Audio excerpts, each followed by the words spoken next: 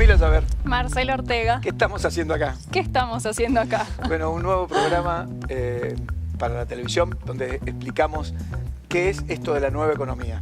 Acá en QR Nueva Economía les vamos a contar de todo lo que hay detrás de estas nuevas industrias, en realidad no nuevas, pero estas industrias creativas que han explotado especialmente a partir de este último año, que ha sido un poco complicado, pero que ha generado muchas nuevas ideas. Sin duda, generó ideas, generó pensar distinto, pensar fuera de la caja, generó la posibilidad de transformar el lugar donde estamos desde la creatividad, desde el valor de los intangibles. Así que ese es un poco el desafío que tenemos en este programa, de escuchar experiencias, de aprender de gente que trabajó mucho, que fracasó pero que triunfó, con gente que su curva de aprendizaje nos enseña a que hay una posibilidad concreta de hacer cosas a través de la creatividad. ¿Ya tienen su código para ingresar? Esto es QR Nueva Economía.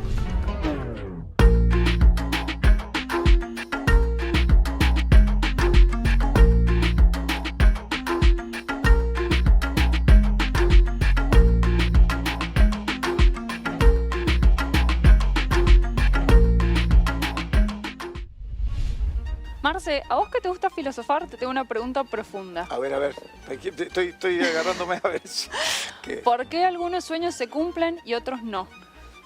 ¿Tenés 45 minutos para que te conteste? No, pero la versión corta. La versión corta es que hay que laburar, hay que tener muchas horas, hay que tener mucha capacidad para trabajar, trabajar y trabajar.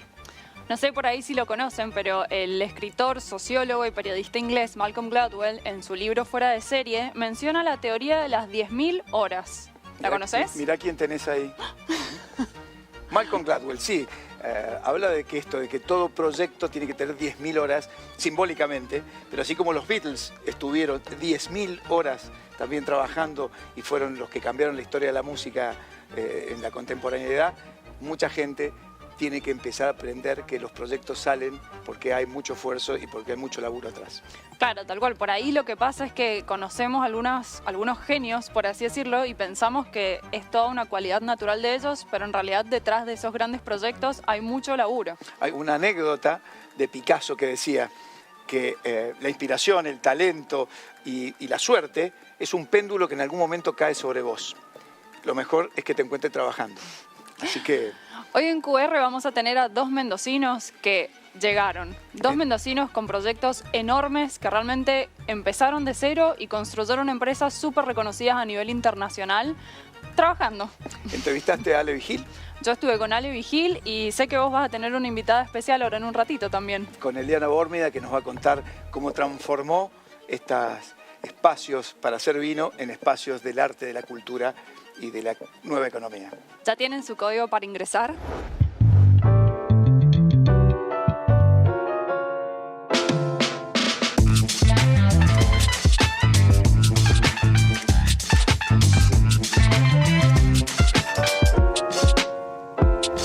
Eliana Bórmida, arquitecta, gracias por estar acá en este primer programa de QR de la nueva economía. ¿Cómo estás? Muchísimas gracias por invitarme, realmente. Anunciábamos el primer preámbulo del programa y hablábamos de una teoría que dice que para triunfar y para ser exitoso hacen falta 10.000 horas. Que los grandes creadores, realizadores, más allá del talento que tienen, tuvieron que tener mucho esfuerzo, mucho trabajo. ¿Vos pasaste esas 10.000 horas? Nunca las conté, pero más o menos. Por mi edad calculo que pueden haber sido bastantes más de 10.000 horas.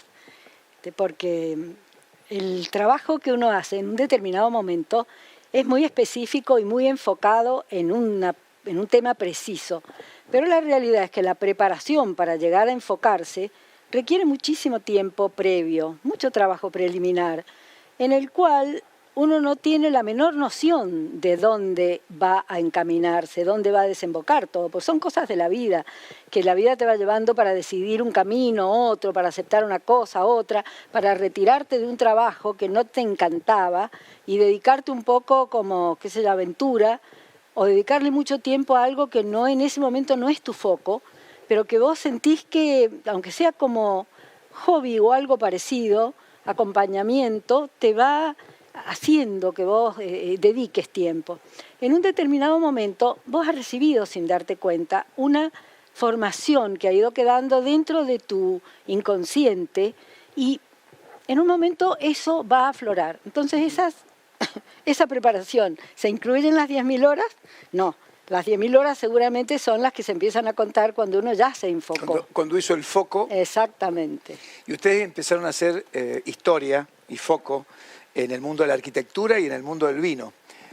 Contaba la vez pasada con los chicos de producción que cuando yo era chico, más chico de lo que soy ahora, iba a visitar una bodega en los 70 y uno lo que encontraba era un galpón con el piso mojado y con olor a alcohol etílico. A partir de la incursión de tu estudio y de todo el equipo que vos has liderado, las bodegas terminaron siendo espacios donde la gente se quiere casar, hay una muestra de arte donde un artista quiere exponer, o donde hay un chef que quiere generar una comida o una fiesta electrónica, y donde terminó siendo la identidad de un lugar desde lo local hacia lo global. Cuando nosotros en el estudio con Mario Jansson, mi socio, empezamos, en realidad no fue a hacer bodegas específicamente, no fue a construir edificios como los que ahora uno visita.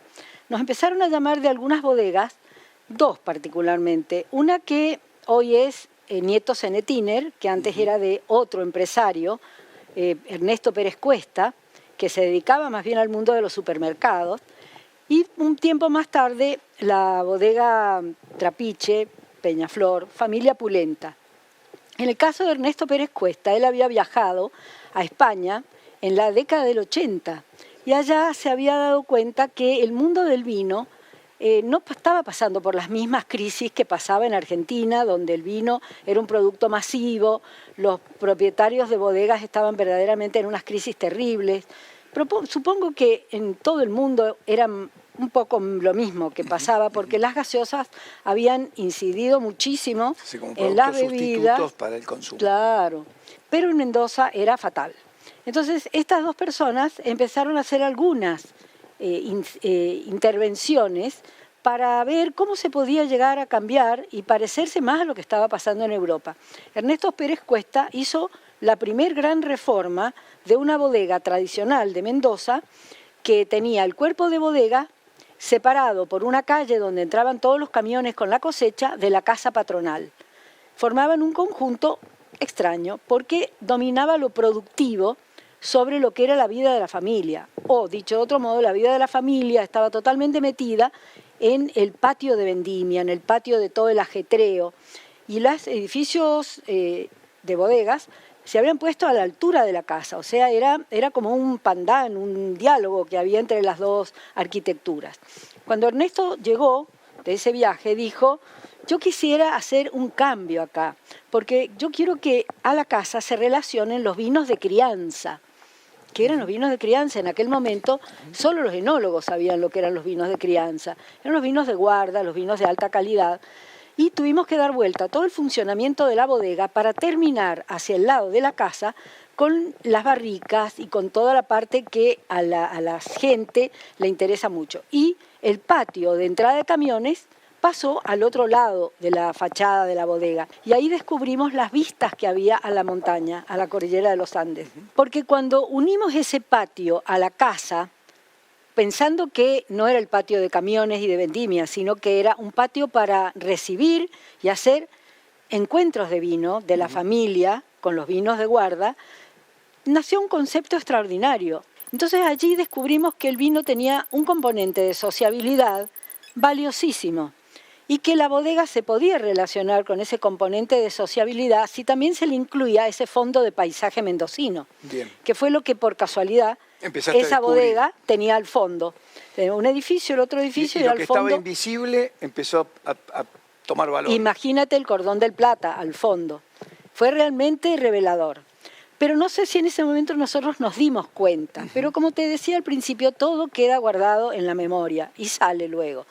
Cuando Carlos Pulenta y la gente de la bodega Peñaflor y Trapiche nos empezó a llamar, ellos no nos necesitaron para hacer arquitectura sólida, nos llamaron justamente para hacer esos espacios efímeros de encuentro que teníamos que ambientar. Entonces ambientábamos un lugar interior, ya fuera de una cava o de fuera de la casa, una casita que ellos tenían para recibir al lado de la bodega, o a veces en los mismos callejones de finca, donde hacíamos unos toldos de caña a lo largo del callejón y ellos ponían unas mesas largas. Recuerdo que tenían en ese momento o nada o algunos papeles blancos de esos que se usaban en almacenes. Para envolver. Sí, y las chicas que trabajaban en la finca hacían las empanadas más deliciosas del mundo, que más deliciosas eran todavía porque estaban al aire libre, al lado de la finca. Cuando los invitados llegaban, algunas mujeres con taco, se sacaban los zapatos de taco y caminaban sobre la tierra. Era tan impresionante ver, nosotros estábamos entre bambalinas, obviamente, porque siempre queríamos mirar cómo reaccionaba la gente en todo eso. Fíjate que cuando estamos hablando de principios de los 90, o de esa época, fines de los 90 ya era una eclosión en nuestra experiencia, nosotros nos dábamos cuenta la importancia que tenía la percepción y la comunicación de la gente para un marketing del vino, sin que se hablara mucho en aquella época de marketing y mucho menos de marketing experiencial. Y se empezó a conocer desde el punto de vista empresarial lo que significaban los viñedos de Mendoza. ¿Por qué digo empresarial? Porque ya en Europa obviamente se sabía que los enólogos de Mendoza eran excelentes. Los empresarios de afuera se empezaron a interesar por ver si podían hacer buenas inversiones en Argentina, donde había un precio de la tierra excepcional. Y un día llegó un holandés que había llegado a Entre Ríos a cazar palomas, porque él había comprado una antigua estancia, pero él llegó por un fin de semana. Se quedó una semana más y preguntó, ¿qué puedo hacer en la Argentina aparte de cazar palomas en Entre Ríos? Sin ir a Buenos Aires porque ya fui. Le dijeron, ¿por qué no va a Mendoza, toma vino y juega golf? Y lo recibió gente de acá.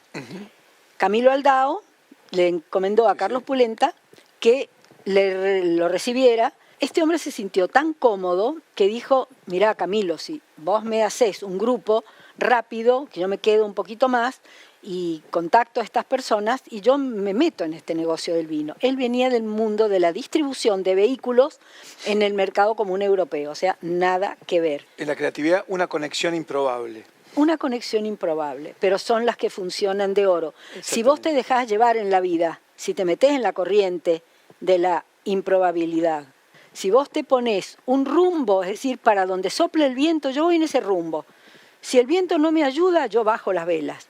Si el viento me ayuda, las levanto. Pero yo realmente a qué puerto voy a llegar no lo sé muy bien, pero a ese rumbo voy.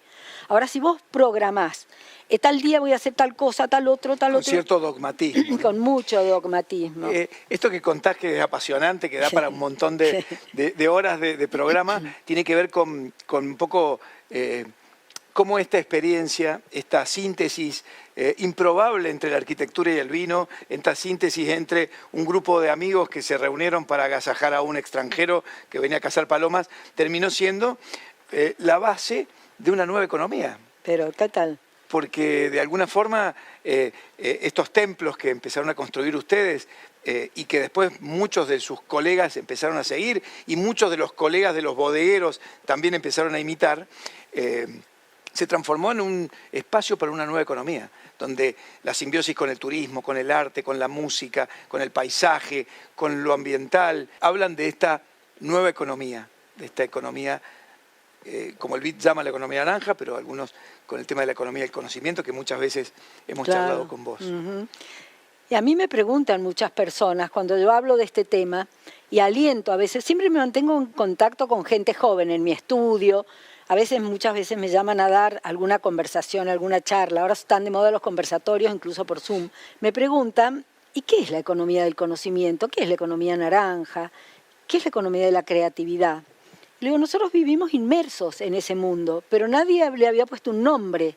Pero siempre han entendido que la economía no es solamente una cosa contable, de números y de una planificación estricta, sino que la economía de la creatividad tiene que ver con el manejo de los recursos que te puedan orientar hacia el desarrollo de algo. que puede tener, por supuesto, rédito económico, mayor, menor, depende del impulso, del rumbo que le vayas poniendo, pero lo más importante es que el recurso que vos manejás es la iniciativa, ya sea individual o de un grupo o colectiva, para crear algo. Esto siempre se los digo a los jóvenes, porque los jóvenes están diciendo siempre, ay, pero acá no hay trabajo.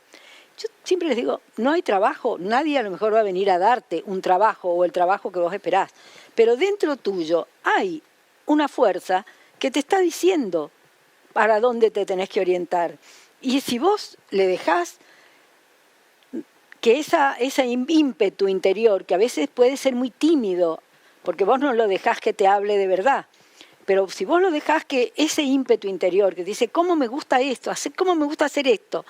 Vos le das bolilla, eso va a ir creciendo y va a empezarte a advertir sobre las cosas que vos tenés que hacer, sobre los caminos que tenés que tomar, aunque sea escuchar un Zoom, inscribirte en un curso, hablar con una persona que te interesó, decirle, vamos a tomar un café para hablar un ratito más de esto, lo que sea, pero hace crecer eso, porque el trabajo creativo va a venir de ahí.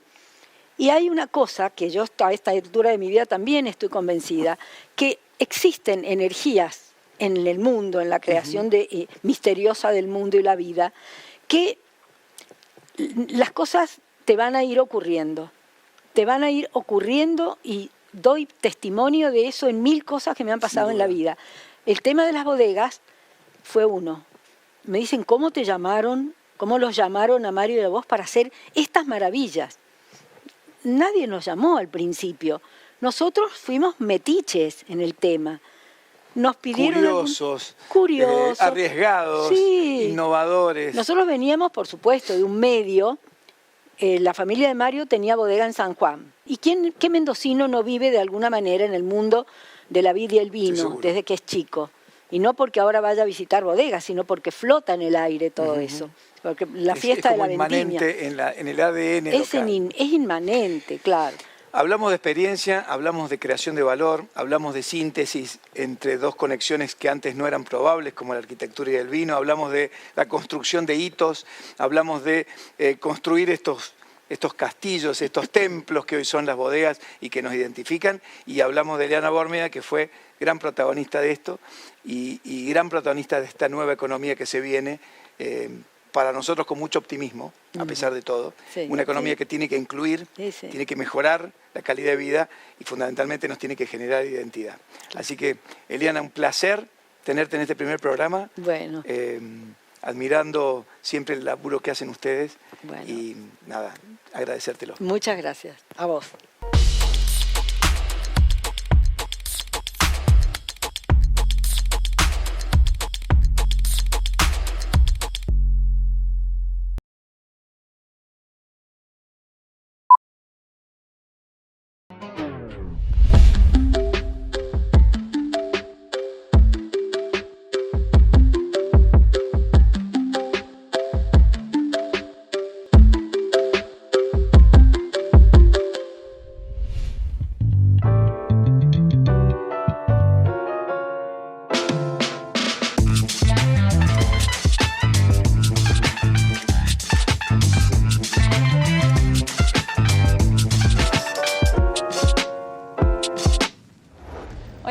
Alejandro Vigil, de Catena Zapata y El Enemigo Wines, que nos va a contar sobre Universo Vigil. Miércoles.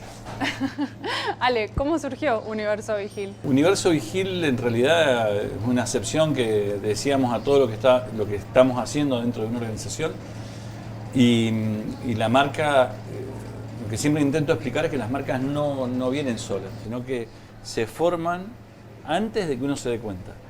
Creo que tiene que ver con el trabajo en Catena, creo que tiene que ver con la aparición de las redes sociales, creo que también dio a gente que no tenía exposición, y después un proyecto de reinversión permanente, de reinventarnos permanente, de un trabajo que tiene que ver con no quedarnos en un solo mundo, sino movernos en todos los mundos y todas las posibilidades que nos da Mendoza. Eso te iba a preguntar, porque ¿cómo fue el clic de pasar a ser enólogo a empezar a generar algo que, si bien está relacionado al mundo del vino, lo excede. Bueno, lo primero que respondés es que creo que está totalmente vinculado todas las actividades que hacemos con el vino. En primer lugar, yo siempre me defino como agricultor, entonces todo lo que tiene que ver con la cadena general de cualquier agricultura termina en gastronomía, termina en turismo, termina en producción de alimentos, en producción de bebidas, digo, en final está todo vinculado. Así que fue el propio desarrollo de la carrera, ¿no? del concepto inicial. Se desarrolla solo, es una evolución.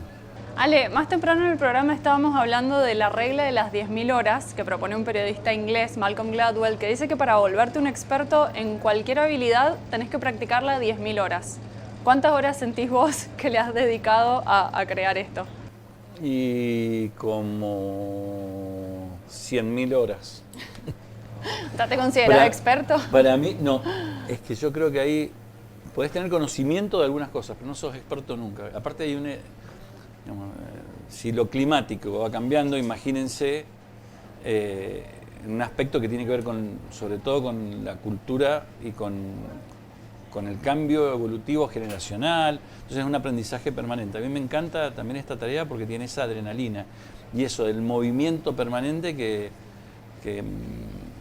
vos tenés que ir cambiando. Digo, hace 18 meses atrás estábamos abriendo un restaurante, teníamos planificado 3 restaurantes, teníamos todo lleno, teníamos turismo internacional en el más alto nivel de la historia de Mendoza, pasando a ser en los últimos 3 años la actividad número 2 de Mendoza, el turismo, y de repente vino una pandemia. Y bueno, ahí tenés que reinventar el concepto, repensar hacia dónde querías ir. A lo mejor es lo mismo, pero por otro camino. Entonces creo que esto es lo bonito de cuando uno hace cosas.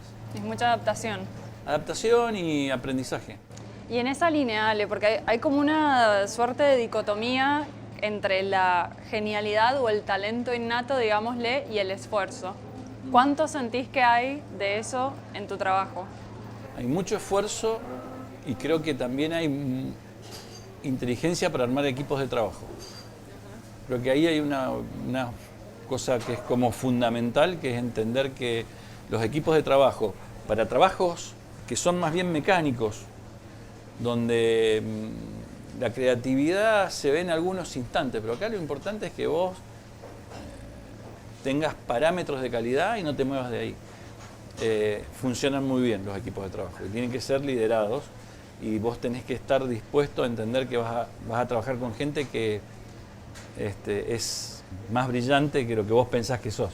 Entonces, cuando vos tenés gente que realmente es brillante y acompaña en un equipo de trabajo, las cosas suceden.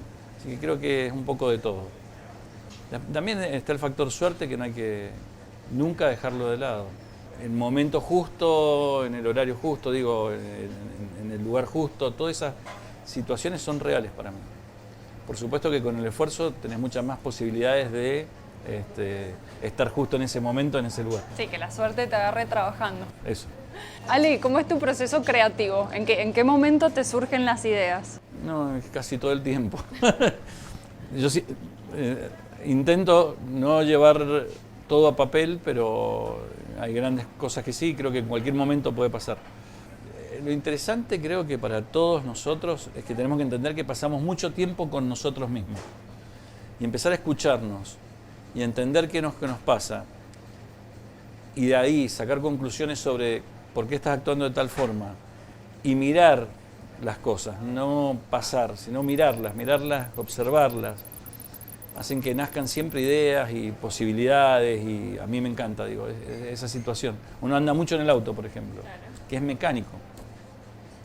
Son momentos muy interesantes para encontrarse. A partir de ahí vos podés construir, pero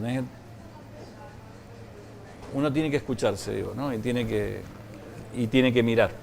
Y vos trabajás con un montón de gente, incluso con tu familia. ¿Te gusta crear en grupo, digamos, o sos más de tener las ideas vos y después compartirlas y ejecutarlas con Yo los demás? creo que las ideas tienen que ser individuales, no solamente mía, de cualquiera. Pienso que los equipos de trabajo funcionan para cosas que ya tenés armadas. No creo que funcionen para los brainstorming, esos famosos. Creo que eso hace que podamos mediocrizar. Digo, las espinas molestan, ¿no? Pero son espinas al fin y existen. Si estuvieran todas juntas no te dolerían. Bueno, es individual esto. Me parece que la creatividad en grupo, de hecho, no existe. Siempre va a tender a mediocrizar el concepto, porque las cosas distintas son toma de riesgo. Y la toma de riesgo y el romper paradigmas no se hacen en equipo, es imposible. Entonces creo que eso hay que entenderlo. Los equipos de trabajo funcionan para llevar adelante una idea. Las ideas nacen de personas y generalmente individuales.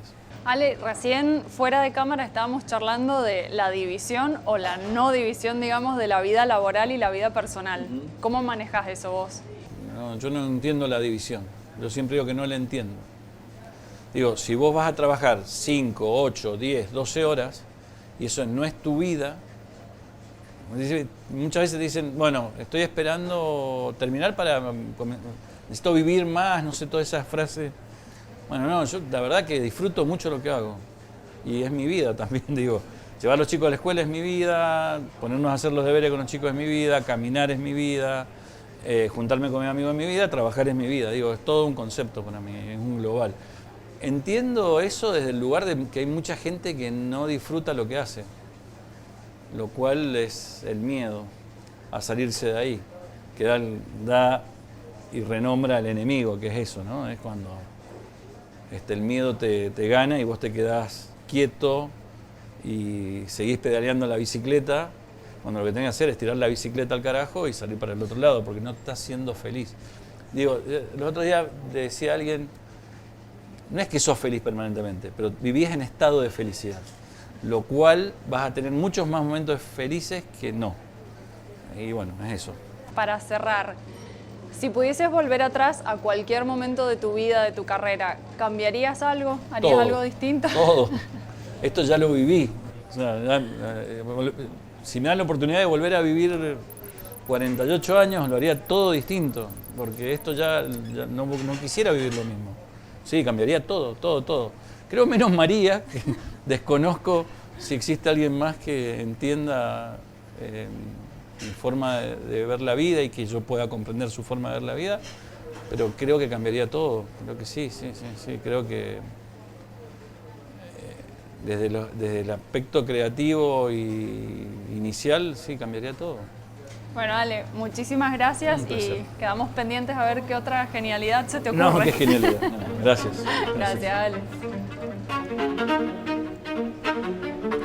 ¿Por qué no lo cambiaría, no?